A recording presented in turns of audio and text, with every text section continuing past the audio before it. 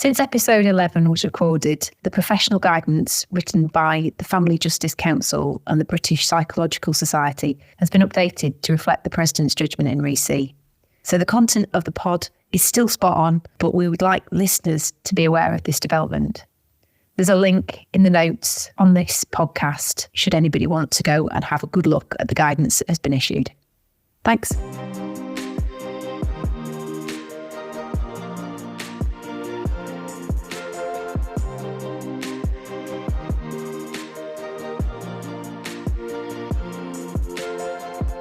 Welcome to Family Law and More. I'm Chloë Booth, a family barrister at Unit Chambers, and this is... Hi, I'm Tait, and I'm a pupil barrister at Unit Chambers. And joining us today, we're absolutely thrilled to have Dr. Hellin with us. Tait's a consultant chartered clinical psychologist and has over 30 years' experience.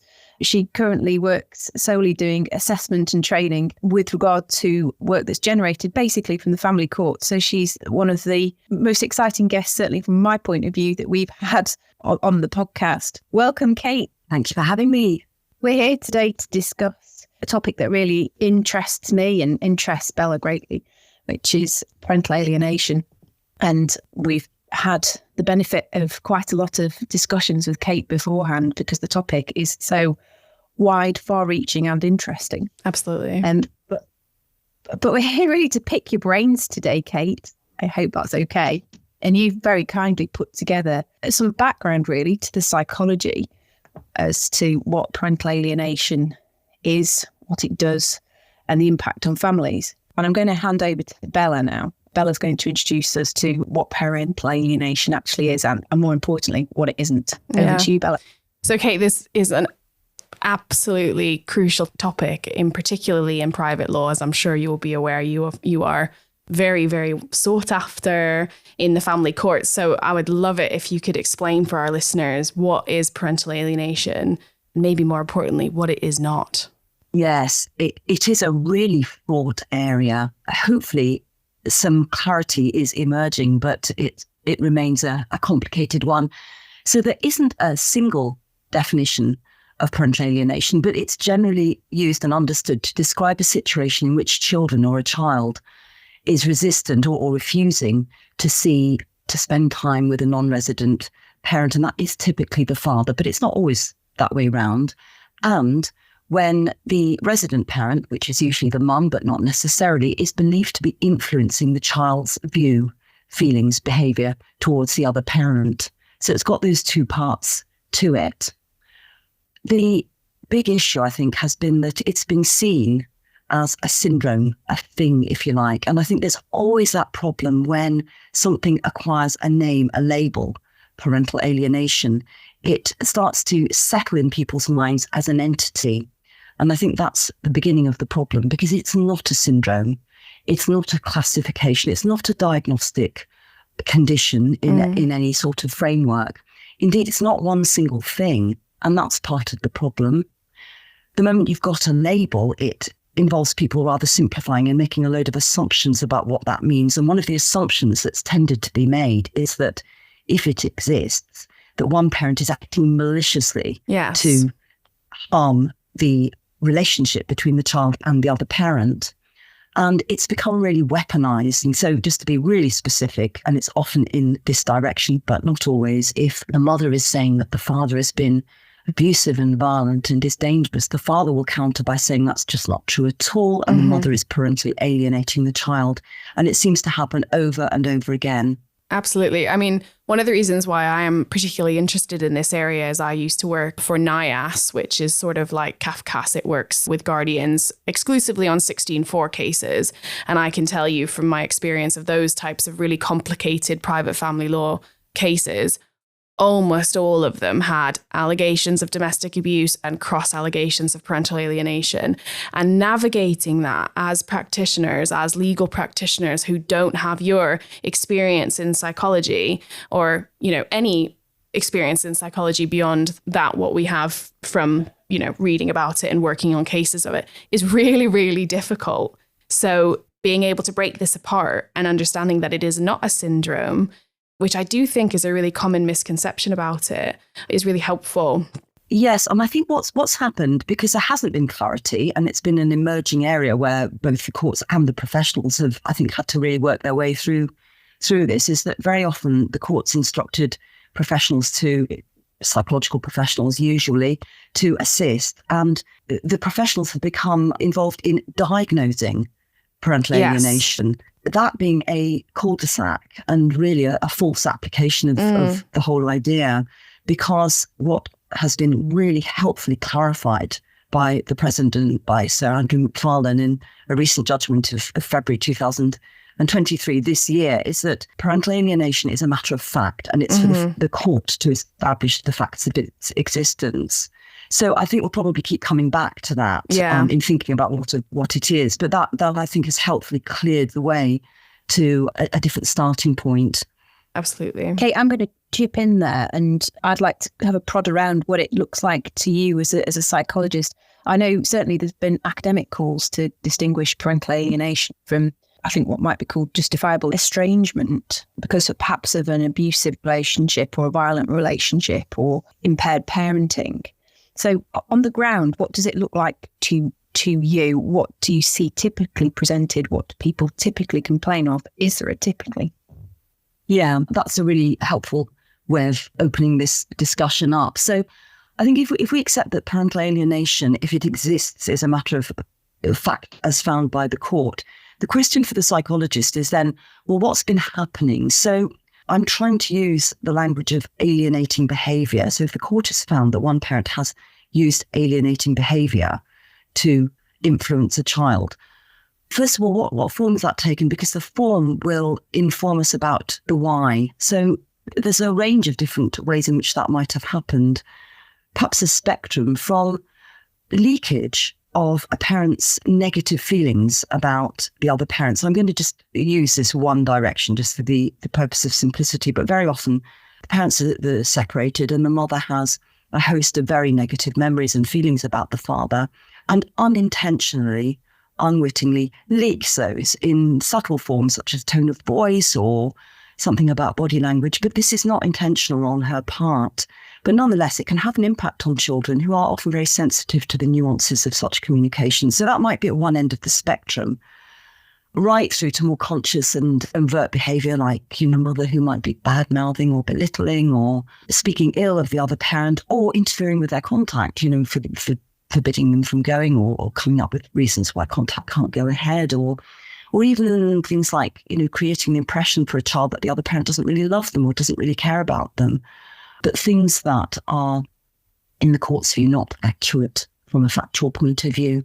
So that's a much more conscious, deliberate and active set of circumstances.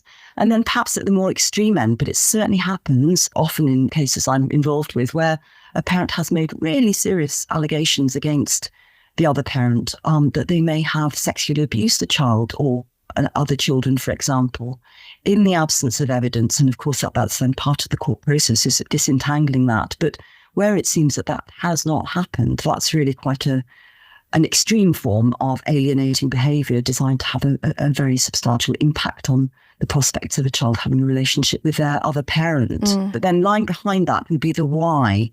I think that's where psychologists can be most useful. It isn't actually about if it's happening, we can help with that, but it's about why it's happening. So why might the parent be using these subtle forms or much less subtle forms of alienating behaviour if the court believes that that's going on? And that's where I draw from a paper that I found very, very useful indeed, and it's publicly available. Again, I think it'll be in the notes of the podcast, and that's the paper by Julie Doughty.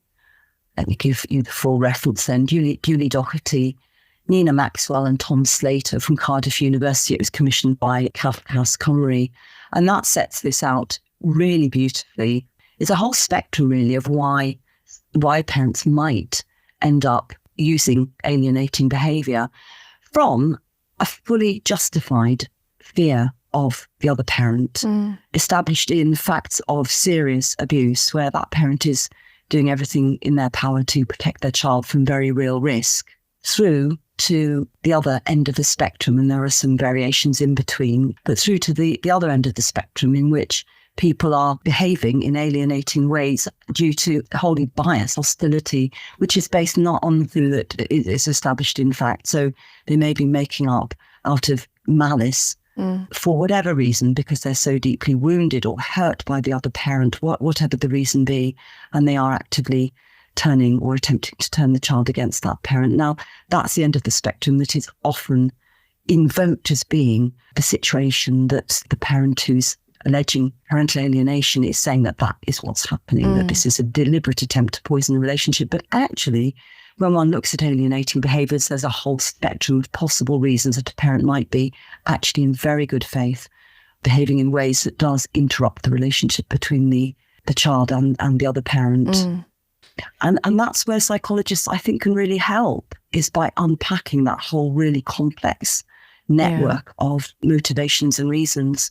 Kate, I'm going to chip in yet again. I'm just really interested to understand what can be done to help families, and particularly when there's a conscious, for want of a better word, alienating behaviour from either one party or the other, when it might seem, certainly I think from Bella's and my point of view, is their position's very entrenched. They want to encourage contact, and it makes life difficult trying to get to a point of resolution for everybody. How do you, as a psychologist, help with that? How do you help with somebody who's just so entrenched and doesn't want to move? That definitely happens, doesn't it? I mean, very often the families that we're seeing in these situations are extremely entrenched. I do think the starting point is understanding the positions and the individual reasons. This is a psychological formulation which allows us to reach a better understanding of why that individual person is so positioned, if they are in a hostile position against the other parent. And there are often reasons that are actually more to do with their histories and to do with wider array and spectrum of relationships which have influenced them.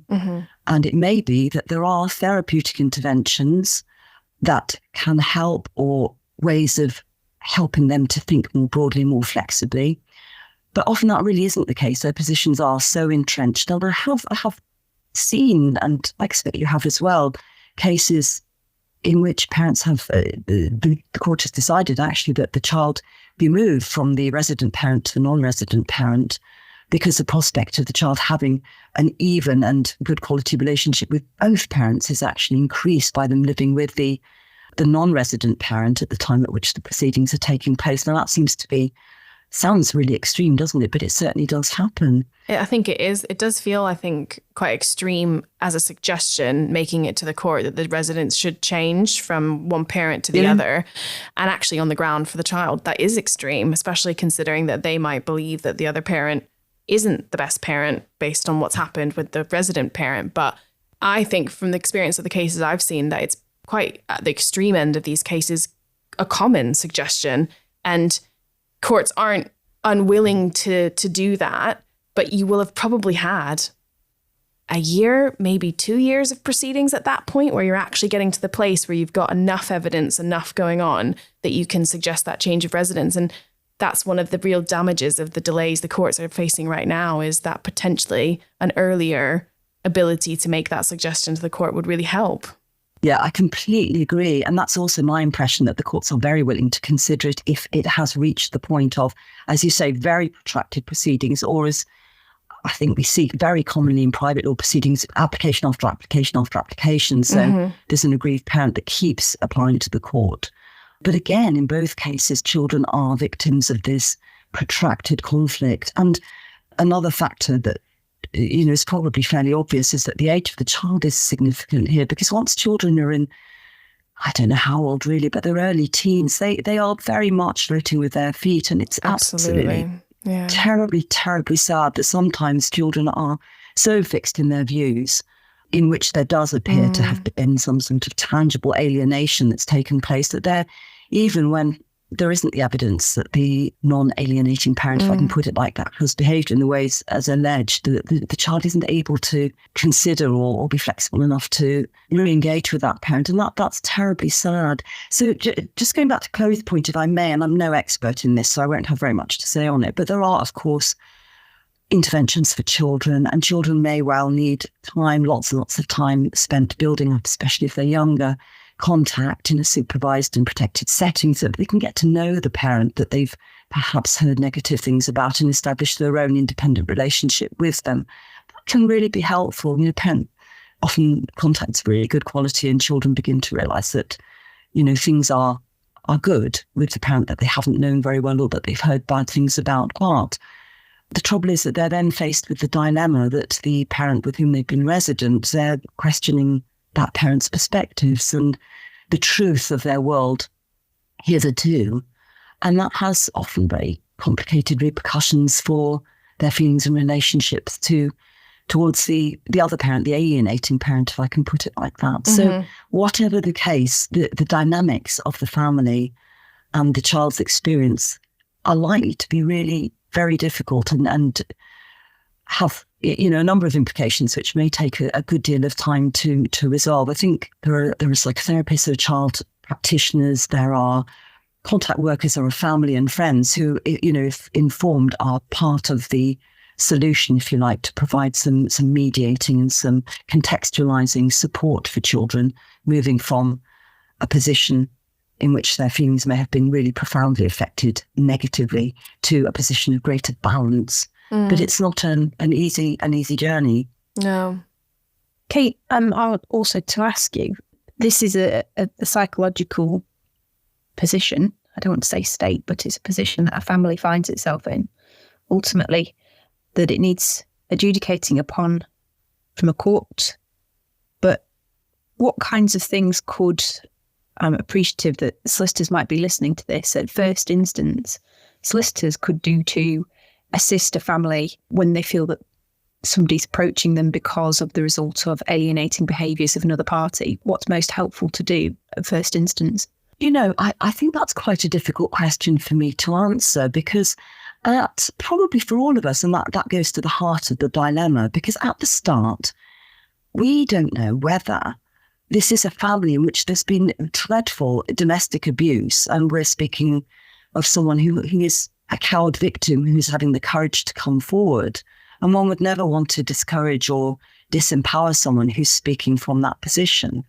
But at the same time, if this transpires to be a family within which there is alienating behaviour that's emanating from fraught dynamics, and that actually the evidence of abuse disappears, that isn't what's happening, the difficulties in remaining in a neutral but supportive position, which then doesn't foster the alienating behaviour. And I think solicitors have a very difficult time with it, actually, because of course one's representing one's client as a solicitor, but at the same time, our duty is to the court and to the welfare of the child. So I'm not sure that I can add anything other than, I think, probably encouraging solicitors to do what they do probably really well, which is to tread that delicate balance between advocating for their client, but maintaining a degree of impartiality in the interests of the child, which is what we're all bound by.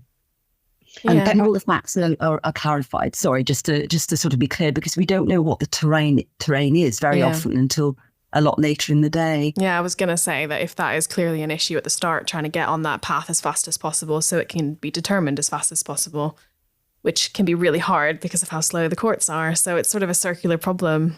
It really is. And we come back often, don't we, to the delays inherent in the system and our wish to move swiftly through proceedings in the interests of the child, but then the difficulties that can also have for us. So yeah, it's a dilemma.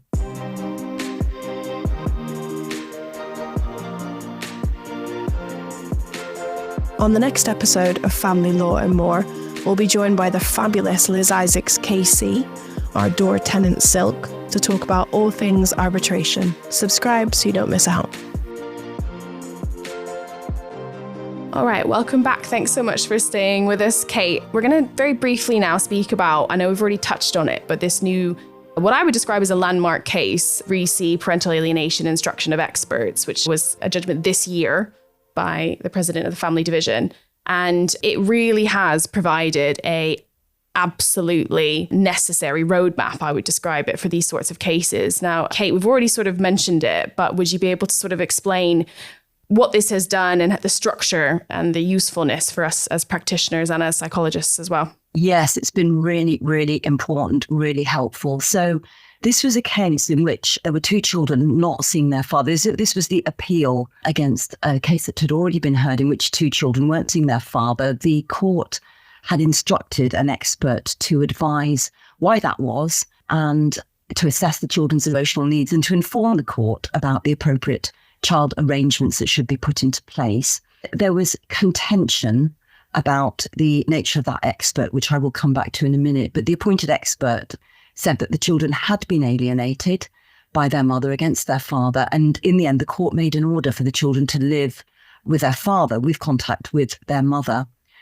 The appeal was on the grounds that the psychologist was not a registered, regulated psychologist, that she was an unqualified person, that she wasn't qualified to give a diagnosis of parental alienation in this case.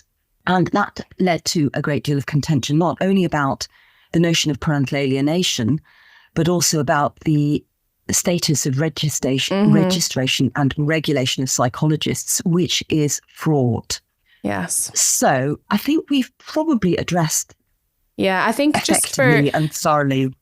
Sorry, I was just going to say for the listeners, I think what this case has done in terms of practitioner approach is, as we've already said, completely underlined that this is a question of fact. That should be determined first before any psychologist is asked to come in and make some recommendations for what should take place. Because otherwise you're putting psychologists in a very difficult position. And I've seen it time and again where they come into a case and they're like, "Ooh, yeah, this looks like it could be, but that's a question of fact. And this looks like it could be, but that's a question of fact." And actually that kind of a report is not particularly useful, because then the place it takes us is we need a determination of fact. So in terms of putting the horse before the cart, this case is absolutely crucial in determining that. So very helpful, and also does start to highlight the big issues in regulation for psychologists. Yes, absolutely. So that's the bit I'll talk about now. And if people are confused, then they have every reason to be, because it is a very confusing picture. So let me just first of all say, I'm going to try and use these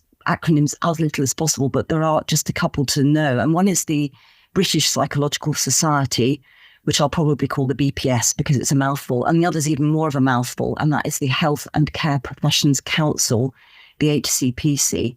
So these are the two bodies which register psychologists. And until 2009, the British Psychological Society, the BPS, was the body responsible for registering and regulating psychologists. In 2009, by an Act of Parliament, the Health and Care Professions Council took over that role.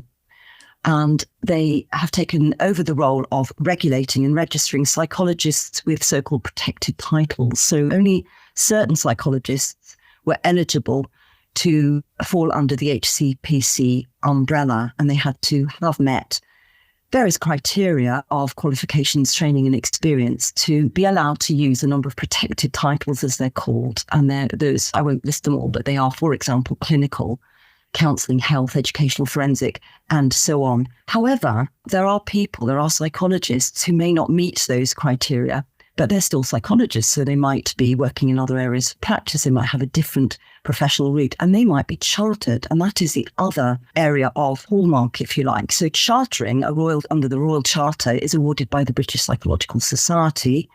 And in order to be chartered, people need to have met certain criteria for training, qualifications and experience. And again, that's another benchmark, but one can be chartered without being a member of the HCPC, and one can be a member of the HCPC without being chartered. So there are these two parallel systems. There's another system, in fact, a number of other systems, whereby therapists of different kinds may well be on a register which describes different therapeutic activities, and there's a lot of different such registers. I won't quote a load of acronyms there, but depending on the therapeutic modality of a therapist, they may well be absolutely legitimately practicing, regulated and registered by another body. So it's complicated. For many years, and it still continues, the guidance, which was most recently written by, it's a joint paper by the Family Justice Council and the British Psychological Society, essentially set this out and said that the courts could instruct people who were chartered and or who were HCPC registered. But ultimately, the courts can instruct anyone that they believe has the expertise to advise them in a particular case, regardless of their regulated or registered status. And that remains the case. Now, the President has reiterated that, because in the case of REC that we're just talking about, ultimately that was the outcome of it, that the psychologist who was instructed in that case and who offered an opinion about whether alienation had or had not taken place and made recommendations for the children was neither HCPC nor BPS chartered or regulated. But nonetheless, the court determined that her advice had been sound, that appeal wasn't successful, and reiterated the point that the courts are free to appoint whomever they like as an expert witness. The problem is that the court is left, I think, with a huge dilemma about how to know who to appoint on the back of this melee, if you like, of different systems which are in play. And that remains a significant problem. The President advised very wisely and rationally that psychologists must make clear in their CVs what exactly their background and their qualifications are. But even then, I think there are situations in which some of the expertise might be very relevant to a case, might not be well encaptured by BPS membership or chartered status or the HCPC. It might come from a particular therapeutic background or expertise, which could be precluded if that's the only way of measuring the suitability of an expert. And a further problem is that, and this is my opinion, but I do feel it very strongly, which is that HCPC regulation and accreditation doesn't confer quality. One can be HCPC registered. It doesn't mean that one writes good expert witness reports. Yeah. So in my view, the family court would be assisted by something that's far more specific to psychology and far more exacting in terms of quality control than exists already, and that the HCPC can, I think, achieve. I mean, it's a minefield, Kate. We are expected as legal practitioners to look at these CVs and be able to figure out if they've got the expertise to be able to do what we want them to do. And to some extent, we can do that, but I don't think it's a sufficient filter. And, you know, as you said, bad practitioners are getting through, and there's been a real issue with practitioners that aren't necessarily qualified to do their work they're doing, you know, advising courts, making recommendations to courts. So this really does need some institutional change, some structural change to make it better regulated. And I think at the moment, the endeavours, quite rightly, I make no criticism of this, are to help the HCPC to do their job more effectively. The difficulty for the HCPC, amongst a number, I think, is that they have 15 different professions to regulate. It's not just psychologists by any means. And those professions, I'll just give you an example of them. So they include chiropodists, podiatrists, hearing aid dispensers, speech and language therapists, operating department practitioners. You can see the diversity of the professional groups that the HCPC are tasked with regulating. The issues, the professional issues facing these disparate groups are going to be radically different one from the other. Even within psychology, there are vastly different areas of practice. There are many areas of psychological practice that I could not possibly comment on a colleague's competence in, because it's way, way, way away from my particular domain. Psychology is a massively broad church. So the HCPC, I think, has a pretty much impossible task, in my opinion. And I think the President has, I'd like to think, opened the door for this by proposing that the profession itself takes charge of looking at the issue of regulation and registration, but also that the possibility of an act of Parliament, which would be required to look at something afresh, and whether we look at new structures, something like a psychological professions council, which would then be able to embrace the broadest array of psychological professionals. But as I think I said earlier, more specifically focusing on the sorts of issues and dilemmas that the family court needs to be assured are addressed through someone's membership. Well, Kate, that is super helpful. Thank you so much for speaking with us today. And as of course, we're going to finish the podcast as we always do with our Roll That Dice game. Now, Kate, you very kindly rolled that dice 2 weeks ago. So today I'm going to ask Chloë to roll that dice. So Chloë, we're on Teams, as the listeners won't know. So I'll roll that dice for you and I'll tell you what it says. Oh, it is fun fact. So Chloë Booth, tell us a fun fact about yourself. I have an undisclosed number of horses. I say undisclosed. How many horses do you have, Chloë? I'm not undisclosed.